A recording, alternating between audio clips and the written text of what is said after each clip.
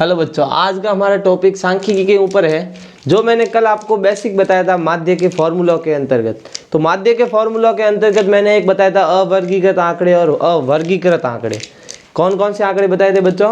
अवर्गीकृत आंकड़े और वर्गीकृत आंकड़े। तो अवर्गीकृत आंकड़ों के अंतर्गत मैंने माध्य का फॉर्मूला बताया था और एक वर्गीकृत आंकड़ों के लिए बताया था। तो आज बच्चों मैं उन पर माध्य के ऊपर एग्जाम्पल लेके हल करने वाला हूँ, ताकि आप बच्चों का डाउट है जो क्लियर हो जाए, ताकि उसमें आपको पता चल जाए कि कौन सा फॉर्मूला कब यूज करना है और कैसे यूज करना है। तो अभी मैं पहले तो माध्य का फॉर्मूला एक एग्जाम्पल लेके हल करके आपको बताऊंगा, जिसके अंतर्गत पहला एग्जाम्पल मैंने लिया है जो कि किताब के अंतर्गत नहीं दिया हुआ है, जो मैं मान के चल रहा हूँ। एक एग्जाम्पल मैंने लिया है, इसके अंतर्गत मैंने दिया है कि निम्नलिखित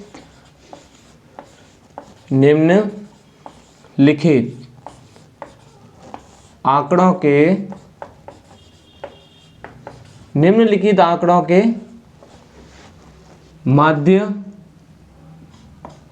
ज्ञात करो। निम्नलिखित आंकड़ों के माध्य ज्ञात करो। आंकड़े क्या क्या दिए? आंकड़े दिए हैं 2, 3, 4, 8, 1, 12, 15। ये कोई मैंने आंकड़े ले लिए, इसका पूछा है माध्य ज्ञात करो। तो इसका माध्य हम कैसे ज्ञात करेंगे? तो इस पहले आपको पता होना चाहिए, मैंने एक बेसिक जानकारी के लिए आपको बताया था वर्गीकृत आंकड़े और अवर्गीकृत आंकड़े। तो बच्चों आपको पता होना चाहिए कि ये आंकड़े किसी प्रकार के हो सकते हैं। ऐसे आंकड़े किसके अंतर्गत आते हैं, ये आंकड़ों को मैंने आपको फर्स्ट भाग के अंदर सांख्यिकी के अंदर बताया था। तो अभी आपको ये पता होना चाहिए ये आंकड़े कैसे होते हैं बच्चों? अवर्गीकृत आंकड़े होते हैं। कैसे होते हैं बच्चों? अवर्गीकृत आंकड़े। तो अवर्गीकृत आंकड़ों के लिए ज्ञात क्या करना होता है बच्चों? अपन को पूछा है माध्य ज्ञात करना। क्या बच्चों मैं माध्य को x बार से नोट कर सकता हूँ और इसके कोष्टक में मैं लिख देता हूँ माध्य, ताकि क्या है कि आज की क्लास और कल की क्लास कोई बच्चा भूल जाए तो इसका पता चले कि x बार किसे नोट किया जाता है? माध्य को।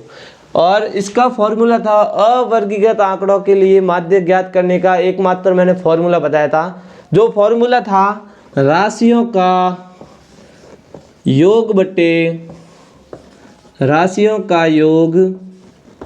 बट्टे में राशियों की संख्या।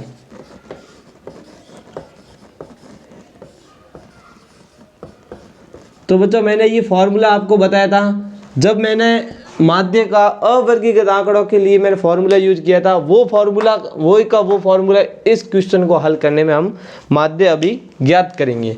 तो फॉर्मूला क्या है? राशियों का योग बटे राशियों की संख्या। अब राशियों का योग, राशियां क्या है? ये 2 है, 3 है, 4 है, 8 है, 1 है, 12 है और 15। ये एक तरह की राशियां हैं। इनका क्या करना है? योग। तो इनका योग कैसे करेंगे वो हम बता रहे हैं। जैसे ये 2 और प्लस 3, अब हम योग मतलब इनको जोड़ रहे हैं, plus 4 plus 8 plus 1 plus 12 plus 15। तो बच्चों इनको वापस जोड़ने के बाद में इनको वापस गिनना भी जरूरी है। 1 2 3 4 5 6 7, 1 2 3 4 5 6 7, ताकि आपको निश्चित हो जाए कि कोई भी संख्या छूट नहीं गई। तो अब राशियों की संख्या कितनी है? 1 2 3 4 5 6 7। संख्या कितनी है? 7। बट योग ऊपर लिखना है, बट्टे में क्या नीचे क्या लिखना है? संख्या। तो सामने क्या है? अब मैं x बार लिख के चलूंगा, आपको पता चल गया होगा x बार क्या है? माध्य। तो x बार माध्य तो है, लेकिन x बार का माध्य हम ज्ञात तो करेंगे। उसके अंतर्गत पहले इनको जोड़ेंगे। 2 और 3 कितने होते हैं? 5, 5 और 4 9, 9 और 8 17, 17 और 1 18, 18 और 12 कितना होते हैं? 30, 30 और 15 कितने होते हैं? 45।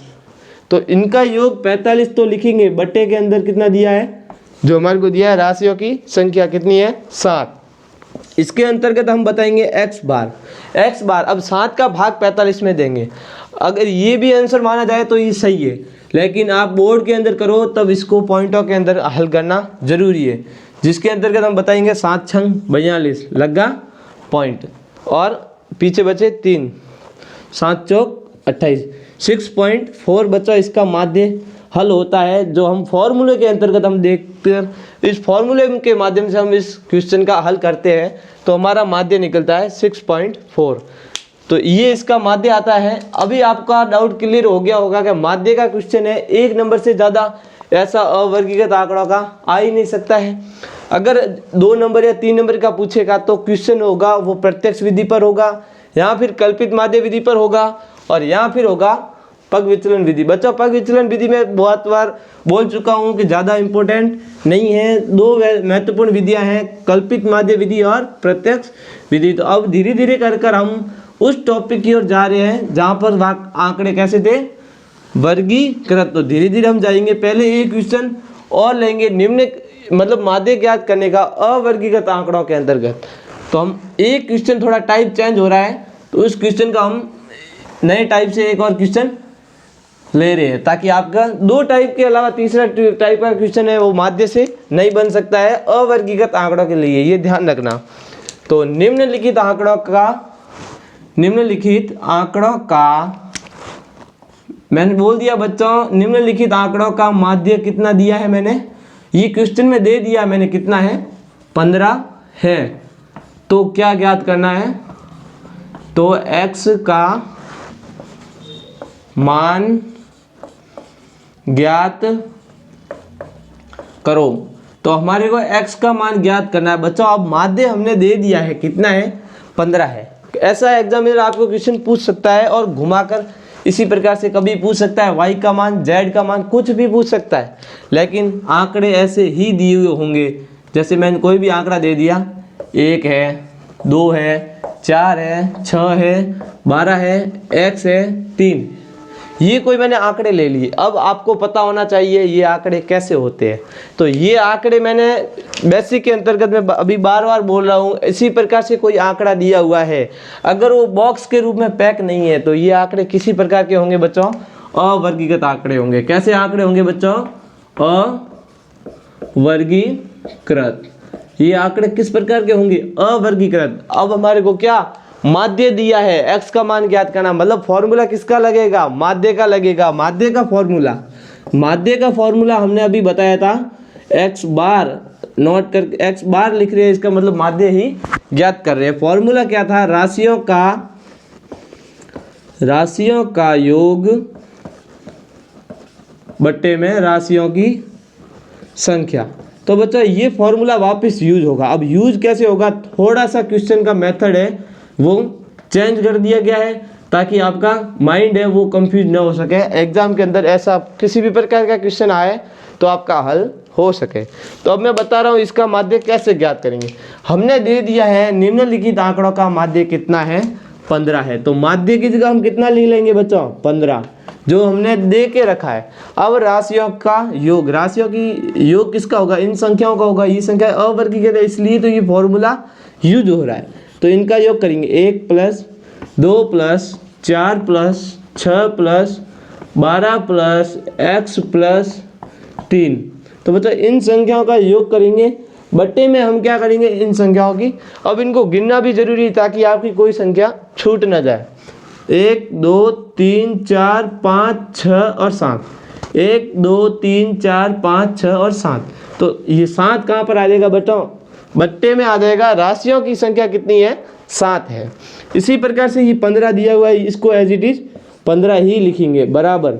अब इनको जोड़ेंगे, 2 और 1 कितना हो जाएगा, 3, 3 और 4 7, 7 और 6 13, 13 और 12 25, 25 और 3 कितना हो जाएगा, 28, 28 और प्लस का x पढ़ाइए, 28 + x, तो बट्टे में कितना है, 7।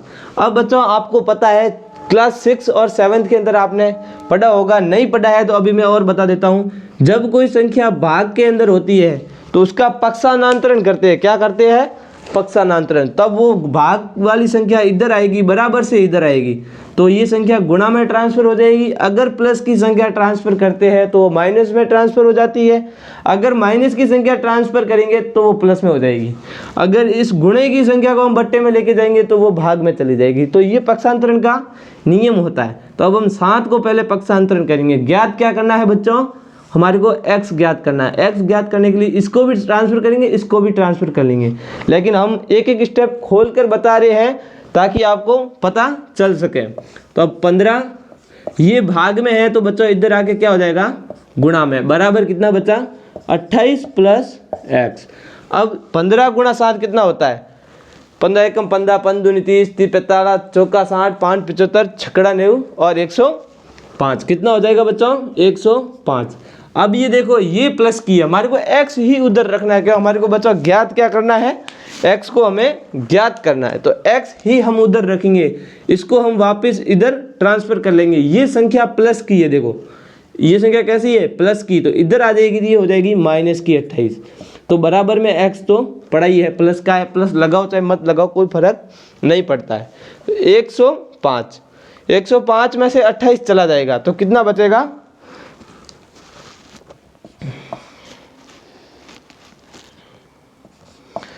तो पीछे बचेगा 77। x का मान बचा कितना आएगा 77। यही तो हमारा माध्य ज्ञात करना था, माध्य तो हमारे को दिया हुआ था, ज्ञात क्या करना था, x का मान, x का मान। आपको कंफ्यूज ना हो इसके लिए यहाँ पे x बार लिया है, तो मैं एक थोड़ा सा चेंजेस कर रहा हूँ क्वेश्चन के अंतर्गत। यहाँ पे मैं क्वेश्चन में चेंज कर रहा हूँ, क्या कर रहा हूँ, यहाँ पे y ज्ञात कर देता हूँ। क्या ज्ञात कर रहा हूँ, y, ताकि आपको ये x और x बार में कोई कंफ्यूजन ना हो। तो 15 तो ये x बार का मान है, y हमारे को क्या करना है, ज्ञात करना है।